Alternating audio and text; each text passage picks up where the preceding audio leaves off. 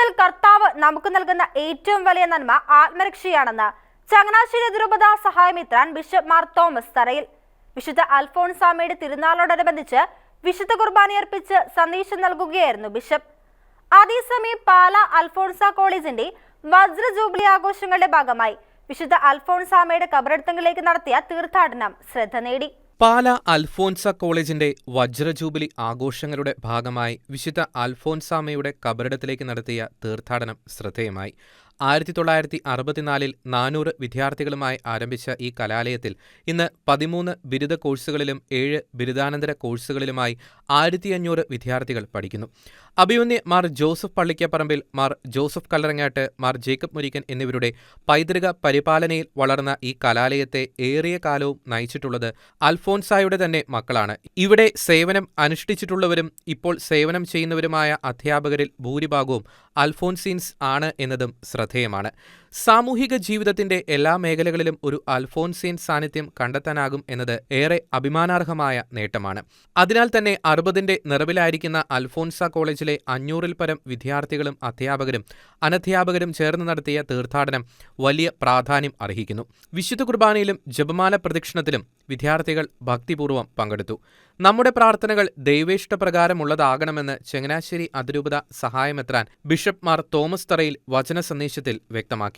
പ്രിയപ്പെട്ടവരെ, നമ്മുടെ ഈ പ്രാർത്ഥനകളെ നമുക്ക് പുനഃക്രമീകരിക്കാം. നമ്മുടെ പ്രാർത്ഥനകളും ഈ ദൈവേഷ്ടത്തിന് അനുയോജ്യമായ രീതിയിൽ ആകണം എന്നുള്ളൊരു ആഗ്രഹം ജനിപ്പിക്കാനായിട്ട് നമുക്ക് പരിശ്രമിക്കാം.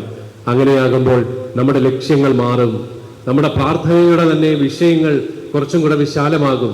നമ്മളിങ്ങനെ നമ്മുടെ മാത്രം താല്പര്യങ്ങൾക്ക് വേണ്ടി പ്രാർത്ഥിക്കുന്നു എന്നുള്ളതിനേക്കാളും കുറച്ചുകൂടെ വിശാലമായി നമ്മുടെ ജീവിതത്തെ കാണുവാൻ, ജീവിതത്തിന്റെ ലക്ഷ്യങ്ങളെ നോക്കിക്കാണുവാനൊക്കെ നമുക്ക് സാധിക്കും.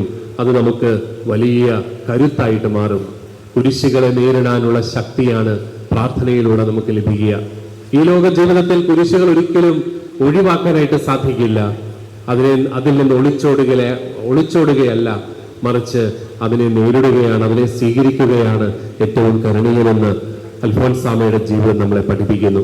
നമുക്കും പ്രാർത്ഥനയുടെ മനുഷ്യരായി മാറാം. പ്രാർത്ഥന നമ്മുടെ മനസ്സുകളെ ശാന്തമാക്കും, ശക്തിപ്പെടുത്തും. ജീവിതത്തെ നേരിടുവാനും ധീരതയോടെ ജീവിക്കാനുമെല്ലാം നമുക്ക് കരുത്ത് നൽകും.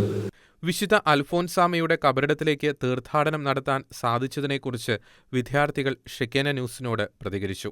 എൻ്റെ പേര് റിനു റോയ്. ഞാൻ പാല അൽഫോൻസ കോളേജിലെ 3-ാം വർഷം ഡിഗ്രി വിദ്യാർത്ഥിനിയാണ്. ഞങ്ങളുടെ കോളേജ് 60 വർഷം പൂർത്തിയാക്കുകയാണ് ഈ വർഷം.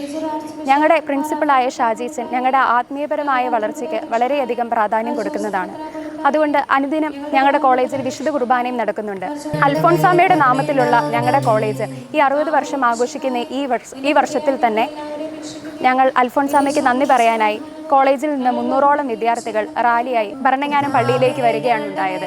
അൽഫോൻസ തീർത്ഥാടന കേന്ദ്രം അഡ്മിനിസ്ട്രേറ്റർ ഫാദർ ഗർവാസീസ് ആനിത്തോട്ടത്തിൽ സമാപന ആശീർവാദവും vice rector father Antony Thonakkara സന്ദേശവും നൽകി.